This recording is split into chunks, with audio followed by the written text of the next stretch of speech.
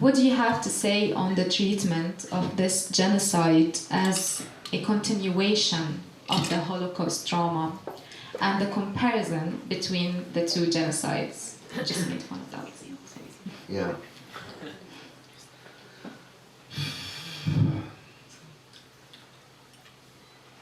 It's true and it's not true. It's appropriate and it's not appropriate. I'm tired of it. Like, I'm just tired of it. Like, let the Holocaust be the Holocaust. And let this be this. And yet they are connected. So we have to talk about it, I guess. But I think we all are feeling a certain amount of fatigue. Because we can't just talk about this. We have to bring in so many other things that... I mean, look, the Palestinian people should not have to answer for the Holocaust, number one. From the perspective of a Palestinian, I would understand if someone never wanted to hear that capitalized word again. Because what's happening now is a Holocaust, small h. It just is. The definition of the word is a ritual sacrifice. And the Palestinians are being...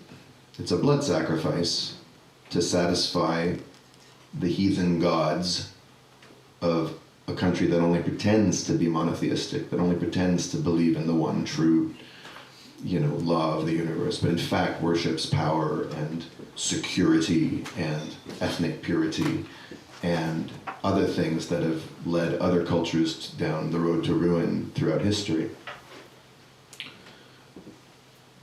I am the grandson and son of Holocaust survivors. I am the great-grandson of Holocaust victims. My great-grandparents died in Auschwitz.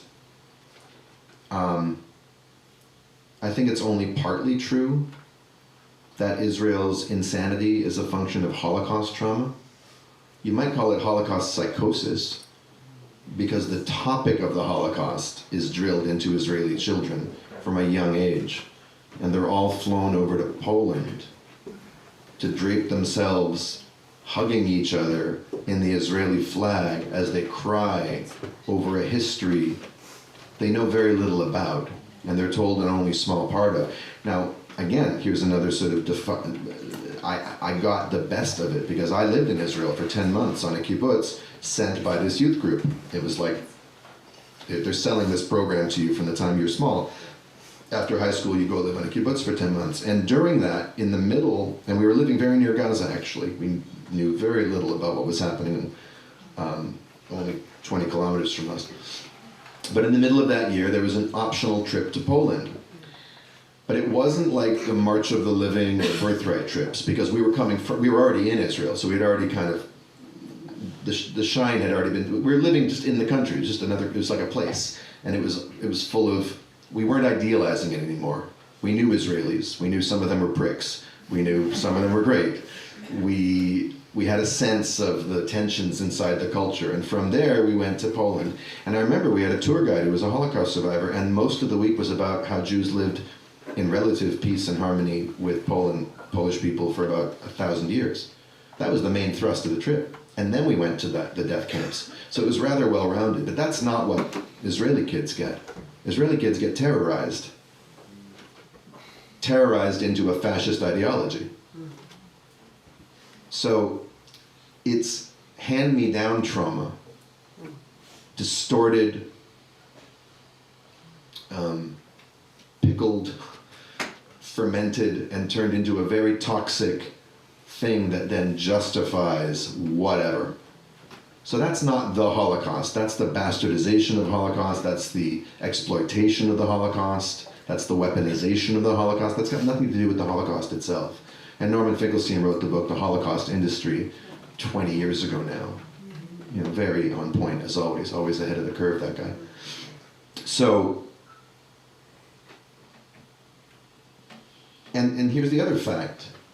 Israel was created 3 years after World War II ended. Zionism started 60 years before that as a political project. And there was no inkling of the Holocaust. Maybe there was an inkling of bad things coming in Europe, and certainly pogroms were happening. Jews were not safe in many places. The persecution was real, and the trauma of that was real, and the insecurity was real. But the Holocaust was not the main driver of most of those waves of immigration up to that point. It just accelerated the game, and the Zionists exploited it very cynically and very craftily, So, and then you've got the fact, and this never gets talked about, that it was the European Jews, in large part, who suffered the Holocaust. But that's not the only Jews in the world, and it's certainly not the only Jews in Israel. You've got the Mizrahi Jews, or the Jews of the East, or the Sephardic Jews, or whatever you want to call them, right? And they themselves are an oppressed, exploited, and weaponized minority, because they've turned into much of Netanyahu's base. But what happened to them? How did they get to Israel? Well, it's a whole story I still don't know enough about. I'm still learning about it, but they, like the Jews of Poland, had lived in other societies, not even other societies, it was just theirs. They were Arab Jews. There were, Arab Christians, Arab Muslims, and Arab Jews, and they all lived in relative congruence, with, of course, some flare-ups of this and that. But the Jews of Morocco, the Jews of Syria, the Jews of Iraq, these were all well integrated into the society. And then Israel came along and everything changed.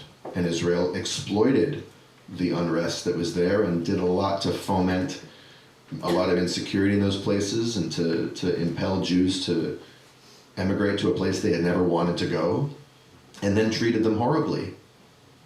The Yemeni Jews were sprayed with pesticides, there was sterilizations, and they were told that they were dirty Arabs and they needed to become Israelis. And the Israelification of the Mizrahi Jews is another kind of trauma that's got nothing to do with the Holocaust. So yeah, you're talking about a people, the Israeli people, that is deeply traumatized, but it's not traumatized just by the gas chambers and the Nazis. It's traumatized by the consequences of the choices of the Zionist movement and by the fundamental wrong-headedness of the idea that the Jews can't belong anywhere, therefore we need to go create a place where only we belong. And you see Israelis talking about how we're indigenous to this land. They don't act like indigenous people. They're there, but they're not there. And they hate the Palestinians, I think, because the Palestinians do belong there. They actually have that sense of belonging. In the Zionist idea, this land is ours. God gave this land to us. The land belongs to us. In the indigenous idea, which every Palestinian I know seems to embody, we belong to the land.